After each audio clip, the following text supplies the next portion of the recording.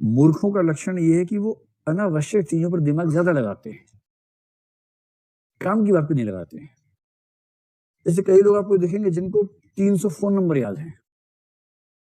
उनसे आप पूछो कि इसका फोन नंबर क्या, मैं बताता हूँ ना, देख के वाह यार बड़ी जबरदस्त मेमोरी है, वो इसी में खुश है। जिस जमाने में सारे फोन नंबर सेव हो जाते हैं, उस जमाने में फोन नंबर याद करना अपनी मेमोरी पावर का बेजा इस्तेमाल है, गैर जरूरी इस्तेमाल है। जितनी बाइट्स खराब की हैं आपने फोन नंबर याद करने में, उतनी बाइट्स में कुछ काम की बात याद कर लेते हैं। क्यों फोन नंबर याद किया? 2-4 फोन नंबर समझ में आते हैं, इमरजेंसी में याद होने चाहिए। संकट हो गया, फोन गुम हो गया, नंबर याद नहीं है,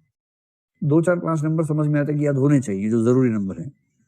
और आपको हर किसी का नंबर, अखबार वाले का नंबर भी याद है, रिक्शा वाले भी 6 नंबर याद, रिक्शा वाला 1, रिक्शा वाला 2, रिक्शा वाला 3, सबके नंबर याद कर रखे हैं। तब तो ये हद है ना भाई। इसका मतलब अनावश्यक सूचनाओं से आपका लगाव है, बहुत ज्यादा बेकार की बातों में लगाव है। अब एक सिंपल एग्जांपल अभी का देखिए। जैसे मैं सामने आप सबको देख रहा हूँ, 500 लोग बैठे हैं लगभग, सबका चेहरा अलग, सबका स्टाइल अलग, सबके कपड़ों का रंग अलग, सबकी गर्दन किस कोण पे घूमी है वो अलग अलग है, ठीक है। तो अब मेरी स्थिति क्या है, जो सार्थ एक दार्शनिक है उसने इसका बड़ा अच्छा वर्णन किया है, मतलब वक्ता की स्थिति क्या होती है उसके बारे में। अब मैं जिस तरह से आपको पढ़ा रहा हूँ या कोई भी पढ़ाएगा, आप सबको हमेशा ये लगेगा कि आपको ही देखा जा रहा है ना, ये लगना वक्ता की सफलता है। क्योंकि सच बात है कि वो आप में से किसी को नहीं देख रहा होता, एक को भी नहीं देख रहा, मतलब देख भी रहा तो इस सेंस में कि हाँ बहुत सारे बच्चे बैठे हैं। सेकंड के एक आध हिस्से में, दशमलव वाले हिस्से में किसी एक आध पर नजर जाती होगी, फिर कहीं और, फिर कहीं और, फिर कहीं और, ऐसे होता होगा, स्वाभाविक यही है। अब मैं ऐसे देख रहा हूँ, वहां 50 लोग हैं, किसी ने जोर से मुंडी हिलाई तो वो दिख जाएगा 1 सेकंड के लिए, फिर वहां किसी ने हाथ यूं किया तो वो दिख गया 1 सेकंड के लिए, कुछ अजीब सा दिखेगा तो वहां नजर 1 आध सेकंड को जाएगी, वरना नजर सामान्य रूप से ऐसे घूमती रहेगी, यही होगा।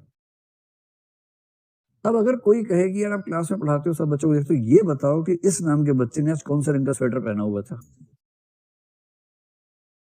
और आप कहे कि वो आगे से 5वीं रो में बाईं तरफ तीसरे नंबर बैठा हुआ था, आप कहेंगे यार मुझे क्यों पता होना चाहिए, ये तो कहेंगे क्यों पता होना चाहिए। कई लोगों की रुचि इसी में होती है, और इस मामले में बड़ा आश्चर्य है, मतलब जेंडर सेंसिटिव में बहुत ज्यादा हूँ, लेकिन मैंने ऐसे पाया है कि शादियों में मैंने देखा है, महिलाओं की भाषा में अक्सर ये होता है कि ये वही साड़ी है जो 2 साल पहले तुमने पहनी थी, ऐसी बातें मैंने सुनी है। मुझे नहीं पता कि ये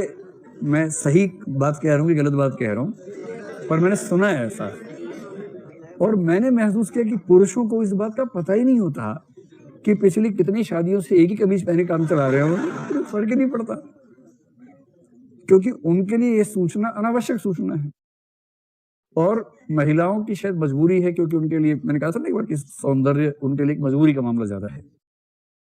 शायद इस वजह से उस पर फोकस इतना ज्यादा है, वो हमेशा सिस्टमेटिक प्रोसेसिंग में रहती हैं कि साड़ी, अरे रिपीट कर दी तूने तो 6 साल पहले ही पहनी थी एक बार तुमने, फिर, और आदमी कह रहा है 6 साल नहीं, 6 साल से रोज पहनता हूँ भाई, तुम 6 साल बाद आए हो, मैं तो रोज क्या है। कौन सी सूचना आवश्यक है, कौन सी अनावश्यक। अब जैसे ये मेरे लिए क्यों आवश्यक होना चाहिए कि आप में से कौन कहाँ बैठता है, किसके साथ बैठता है, किस रंग के कपड़े पसंद है, टोपी लगाता है कि नहीं लगाता है, चश्मा लगाता है कि नहीं, मुझे मैनू की, मुझे क्या मतलब इस बात से। लेकिन अगर मैं अपने दिमाग को अभ्यस्त ना कर लूं इस चीज के लिए कि इन चीजों पर ध्यान देना ही नहीं है, तो मेरी बहुत सारी एनर्जी खर्च हो जाएगी उन सूचनाओं को ध्यान से देखने में जो गैर जरूरी है, और आप समझ रहे हैं दिमाग का धुआं निकल जाएगा, इतनी सूचना। और जब आप घर से निकलते हैं पूरे दिन भर में ऐसी लाखों करोड़ों सूचनाएं आपके आसपास हैं जिनको लगातार इग्नोर करना होता है, और यदि आपने उन पर फोकस करना शुरू कर दिया तो आप अपना काम कभी कर ही नहीं पाएंगे। इग्नोरेंस इज ब्लिस जब कहते हैं ना, उसका एक बड़ा पक्ष ये भी होता है कि लाखों सूचनाएं आपके आसपास हैं, उनमें से काम की 2-4 हैं आपके लिए, बाकियों को इग्नोर करना भी आना चाहिए। एटीट्यूड्स हमें यह समझा देते हैं कि कौन सी सूचना पर ध्यान देना है, कौन सी पर ध्यान देना ही नहीं है। तो आवश्यक सूचनाओं का चयन बहुत आसान हो जाता है। जैसे किसी का एटीट्यूड है कि भाई एनिमल्स के प्रति करुणा का भाव है उसके मन में, अब वो चल रहा है, हजारों सूचनाएं ध्यान नहीं दे रहा, जैसे एक एनिमल कहीं दिखा उसको खटक से वहां ध्यान जाएगा, वहां पूरा ध्यान से देखेगा, सिस्टमेटिक प्रोसेसिंग में आ जाएगा। और बाकी हर चीज को ह्यूरिस्टिक प्रोसेसिंग में इग्नोर करते हुए चलता जा रहा है। इससे बचाव होता है ऊर्जा का, समय का, और दिमाग से क्या नहीं निकलता, धुआं नहीं निकलता है, वरना दिमाग फट जाएगा किसी, इतनी वेस्टेज हो जाती है।